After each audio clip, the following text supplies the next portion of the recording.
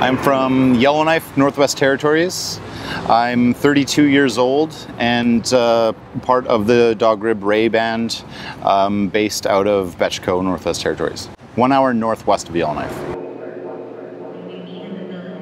This residency is a 6-week residency, and it deals with the theme of community in the 21st century. That's the overall theme of the residency, and I named it Artificial Populace because that relates to a lot of digitalization of society, social media, networking, internet, and all the aspects within that. So even exploring like the depths of that and then the euphoric nature of that.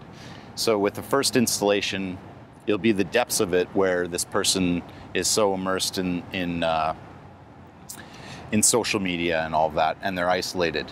The second installation is called The Balance, and that will deal with community working together in order to reach a common goal. And then the third step will be somewhat of a celebration of community with this interactive nature. And it's also, the third installation is going to be at TRU in the gallery. And for me, I feel so honored to install there because, you know, like going to school for my first year and like seeing the art gallery and seeing the art that was in there. And it was something that I've always wanted to do. And it's kind of like coming full circle in a way, but also just getting started. Part of it has a subtle anecdote of that. I mean, I always think about home whenever I work with my installations based on the media that I use, a lot of natural materials. The audio sources are definitely inspired from the north. Part of that is to give these dead branches or these dead natural materials another chance at life within my artwork. I wouldn't feel right chopping something down myself in order to accomplish these artworks. A lot of the fresh material that I used have been chopped down by other people and discarded. So I collect those and harvest them and utilize them within my art. It does that in the regard that, like, I guess with that, my artwork has this kind of darker appeal, and I like the way that it's all stripped down. It's like all of the greenery and the freshness is out of this material. It also makes it a lot more light and easier to deal with, although it's a little malleable sometimes, which can also work for adhering a branch upon itself. And it helps with the tension and the friction of some stuff that's prevalent with my art, like these branches working against themselves and becoming really strong. The art scene in Yellowknife it's pretty good. It could be a lot stronger. There are opportunities to show art, although it seems like within the last 5-6 years, there's been a gallery closing every year. So it could be quite difficult to show your art, and there is only really one or two galleries that people can actually submit proposals and do a show or an installation. The rest of the galleries are commercial galleries. So for an artist like me, there's really only 1 or 2 places that I could show my art up there. We have an artist-run center up there that's becoming more established now. They're looking for another location, of course.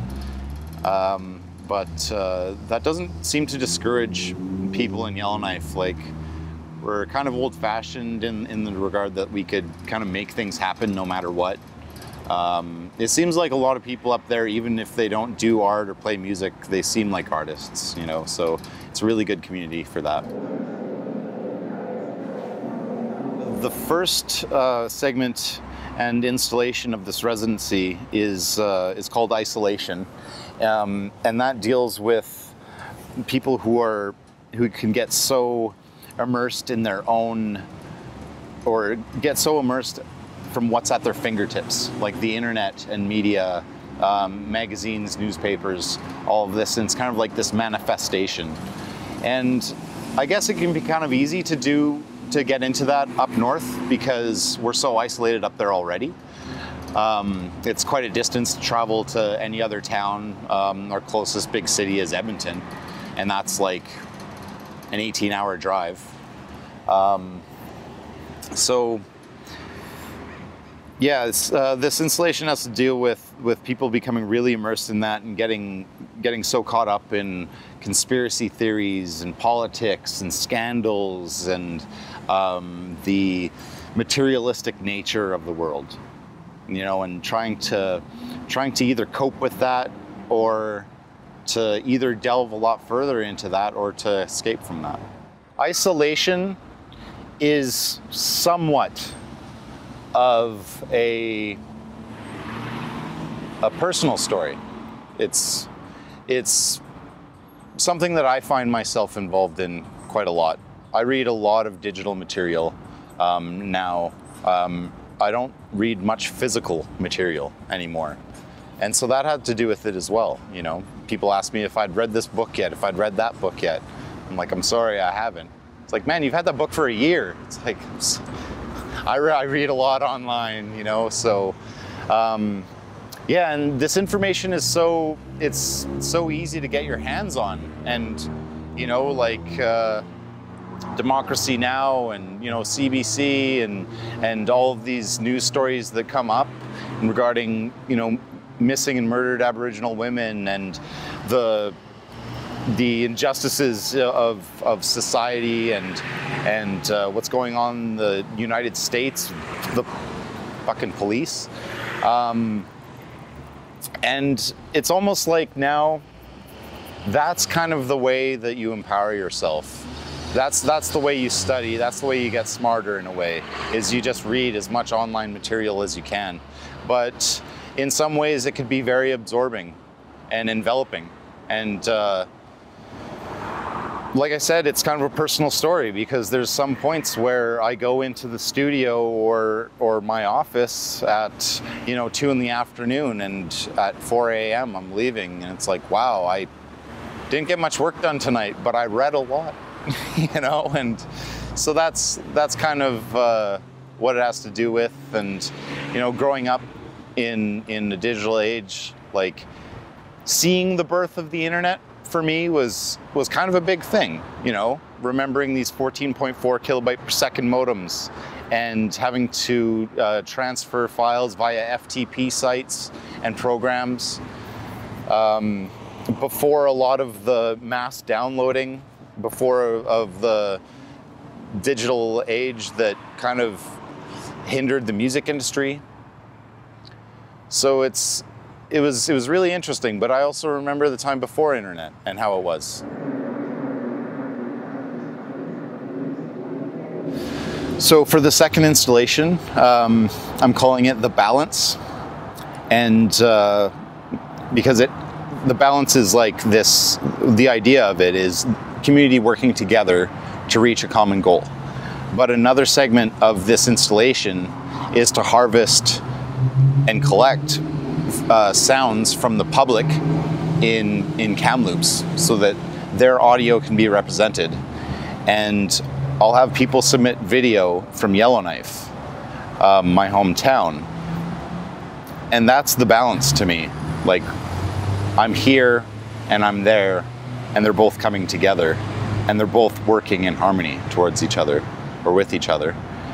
And I'd really like for people to submit their sound clips, not necessarily music, but found sounds and interesting things that they've made, in order to, I'll piece them all together, and then they'll play as the overarching soundtrack for the room.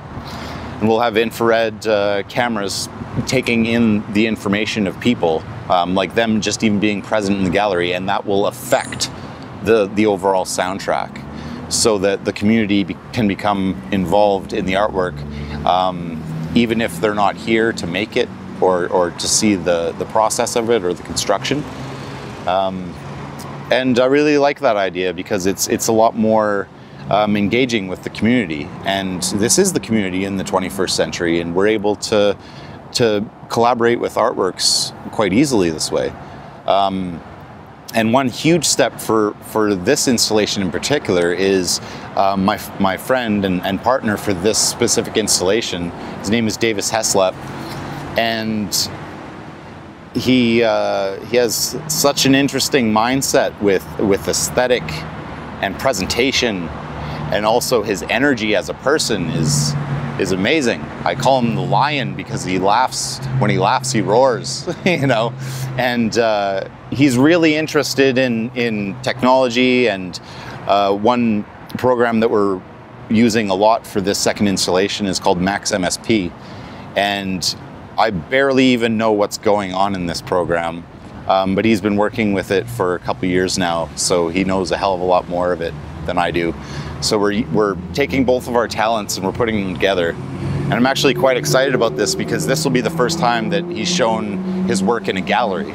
Like, he's done video work and stuff, it's been up on the screen, but this is going to be his first gallery show. So I feel quite happy to have this collaboration and this friendship with him. So the third installation at TRU, I'm calling it, I named it after a Tlicho word meaning returning. And I hope my pronunciation is right. I didn't do research on the pronunciation, but I think it's pronounced eketa. And it's an adjective for returning. So I thought that was really suitable because I'm trying to learn Tlicho right now. I'm trying to learn Dogrib, like my native language. So this helps me to do that, even if it's just one word at a time. It really makes the word have a lot of meaning for me, and I think it's aptly titled because I'm returning to this place as more of an established artist from when I left, and I feel really honored for that. Like, when you hear something around you, when you're a musician, it seems like you can take those sounds and almost, build a song out of it, or hear something else that's missing, even though that's what's there. It's like, I hear this and build it that and flip it around and reverse it and explore that, stretch it out, compress it. And there's so many different ways to interact with audio, and there's so many different ways to interact with art and the materials that you're working with.